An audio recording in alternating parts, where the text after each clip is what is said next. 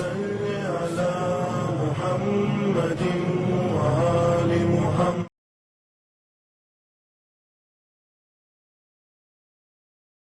اعوذ باللہ من الشیطان اللعین الرجیم. بسم اللہ الرحمن الرحیم. اللہم صلی علی محمد وآل محمد وعجل فرجہم. محترم ناظرین و سامعین، السلام علیکم ورحمۃ اللہ وبرکاتہ.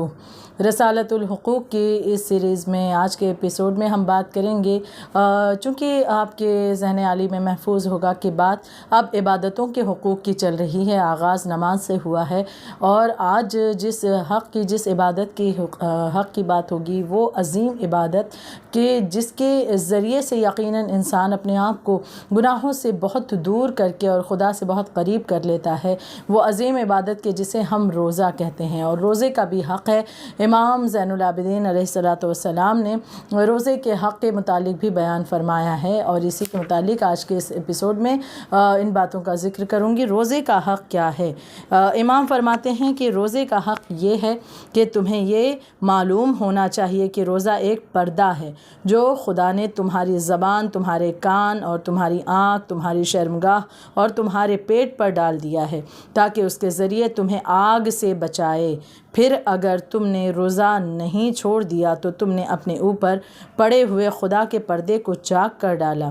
اسی طرح حدیث میں بھی بیان ہوا ہے کہ روزہ جہنم سے بچنے کے لیے تمہاری ذراع ہے.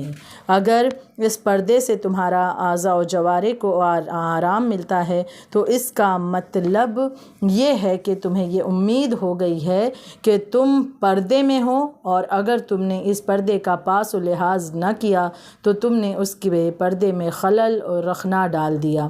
اور جب تم نے پردہ اٹھا دیا تو تمہاری نگاہ اس چیز کو دیکھے گی کہ جس کو تمہیں نہیں دیکھنا چاہیے. وہ شہوت کا بھڑکانے والی ہے، وہ تمہیں خدا کی پناہ سے نکال دے گی. اور جہاں پردہ چاک ہو جائے اور تم اس سے باہر نکل جاؤ تو وہاں تمہیں خود کو محفوظ نہیں سمجھنا چاہیے. قوت و طاقت خدا ہی کی ہے. بے شک بڑے بہترین طریقے سے، بہترین انداز میں یقیناً امام نے ہماری رہنمائی فرمائی ہے کہ یقیناً روزہ کیا ہے. اور اگر ہم سمجھنے کی کوشش کریں تو المختصر یہ کہ ہمارے لیے روزہ اس ایک پردے کی مانند ہے جو کہ گناہوں کے درمیان اور ہمارے درمیان، گناہ اور ہمارے درمیان حائل ہوتا ہے. یعنی روزہ ایک پردہ ہے کہ جس کے آنے کے بعد گناہ ہم تک پہنچ نہیں پاتے یا ہم گناہ تک نہیں بڑھ پاتے ہیں. یعنی کہ گناہ کے طرف جو ہمارے قدم بڑھ جایا کرتے ہیں، یقیناً اس میں ایک رکاوٹ آ جاتی ہے. انسان اپنے آپ کو گناہ سے دور کر لیتا ہے. یہی وجہ ہے کہ جب ہم دیکھتے ہیں کہ جب انسان روزے سے رہتا ہے تو کس قدر وہ گناہوں سے دور ہو جاتا ہے.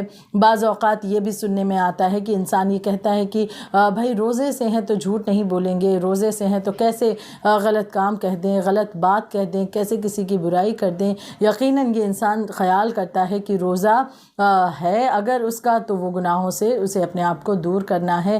روزہ دراصل ہمیں پوری زندگی کے لیے ایک طریقہ سکھا رہا ہوتا ہے کہ اگر انسان اپنی پوری زندگی میں اسی مانند روزے کی طرح سے، جس طرح حالت روزہ میں سوچتا ہے اسی انداز میں اگر سوچے کہ خداوند عالم یقیناً ہر لمحہ حاضر و ناظر ہے، وہ ہمارے گناہوں کو بھی دیکھ رہا ہے، جو کچھ ہم کرتے ہیں سب چیزوں پر اس کی نگاہ ہے، وہ عالم و خبیر ہے، تو یقیناً انسان اپنے آپ کو گناہ سے روک پائے گا. روزہ دراصل ہمیں ایک موقع دیتا ہے اپنے آپ کو بہتر بنانے کا، اپنے آپ کو اس قابل بنانے کا کہ جہاں پر ہم اپنی روح کو پاک و پاکیزہ منزہ کر سکتے ہیں. امام زین العابدین علیہ السلام نے روزے کا، اس عبادت کا، عظیم عبادت کا فلسفہ ضبط نفس اور گناہ سے پرہیز کرنا بیان کیا، کیونکہ زیادہ تر جو گناہ انسان انجام دیتا ہے وہ زبان، آنکھ، کان، شکم سے، اور روزے میں ان تمام کے لیے ایک پردہ ہو جاتا ہے کہ گناہ سے یہ اپنے آپ کو بچاتے ہیں. زبان بھی انسان استعمال کرتا ہے تو کوشش کرتا ہے کہ وہ کوئی غلط بات نہ کہے. کان بھی وہ کسی کی غیبت سننا نہیں چاہتا کہ بھئی ہم روزے سے ہیں. کچھ غلط دیکھنا نہیں چاہتا ہے. شکم میں کچھ پہنچانا غلط نہیں چاہتا ہے. یقیناً انسان روزے کے عالم میں ہے تو ان تمام چیزوں سے جب بچتا ہے تو یقیناً وہ ایک عظیم فائدے کی طرف بڑھتا ہے. اس کے متعلق روزے کی اہمیت پر بہت سی باتیں یقیناً وارد ہوئی ہیں. ماہ رمضان میں اس کے متعلق باتوں کو پیش کیا گیا، اور روزے کے متعلق قرآن مجید میں متعدد آیتیں، جن میں سے ایک کا ذکر کر دوں. سورہ بقرہ کی آیت نمبر 183 میں خداوند عالم ارشاد فرماتا ہے کہ بسم اللہ الرحمن الرحیم یا ایھا الذین آمنوا کتب علیکم الصیام کما کتب علی الذین من قبلکم لعلکم تتقون، یعنی کہ ایمان لانے والوں تم پر روزے اسی طرح لکھے گئے ہیں جس طرح تم سے پہلے والے لوگوں پر لکھے گئے تھے، ہو سکتا ہے تم تقوی اختیار کرو۔ تو بے شک انسان روزے کے ذریعے سے متقی ہو جاتا ہے، تقوی اختیار کرتا ہے، اور روزے کے ذریعے یقیناً بہت سی ایسی حقیقت ہے زندگی کی جس سے روبرو بھی ہوتا ہے، جیسے کہ امام فرماتے ہیں کہ صحیح حدیث میں امام جعفر صادق علیہ السلام سے منقول ہے کہ آپ نے فرمایا روزے کو خدا نے بس اسی لیے واجب کیا ہے تاکہ مالدار، فقیر، نادار مساوی ہو جائیں، یعنی ایک برابر ہو جائیں، کیونکہ اگر روزہ نہ ہوتا تو مالدار بھوک کا مزہ نہیں چکھ پاتا۔ یقیناً یہ روزے کے ذریعے ہی ہوتا ہے کہ انسان جو ہے وہ مالدار بھی ہے، جو کہ بہت پیسہ ہے وہ کبھی نہیں چاہے گا کہ وہ بھوکا رہے، وہ تو اچھے سے اچھا کھانا چاہے گا، لیکن روزے کے ذریعے اسے بھی بھوک کا احساس ہوتا ہے کہ اگر بھوک لگتی ہے تو کیسی اذیت محسوس ہوتی ہے۔ اس کے ذریعے اسے ان لوگوں کا خیال بھی آتا ہے کہ جو غریب ہیں، جو فقیر ہیں، جو مسکین ہیں، جو کہ ضرورت مند ہیں، جو کہ بھوکے ہوتے ہیں، کہ اس بھوک کی وجہ سے ان پر کیا گزرتی ہے۔ ایک مرتبہ ایک امیر ہے اور ایک فقیر ہے، وہ برابر ہو جاتا ہے، اس روزے کے ذریعے مساوی قرار پاتا ہے کہ انسان کو احساس ہونے لگتا ہے کہ یقیناً بھوک کے ذریعے سے انسان کس طرح سے مشکلات کا سامنا کرتا ہے، کتنی پریشانیوں کا سامنا کرتا ہے۔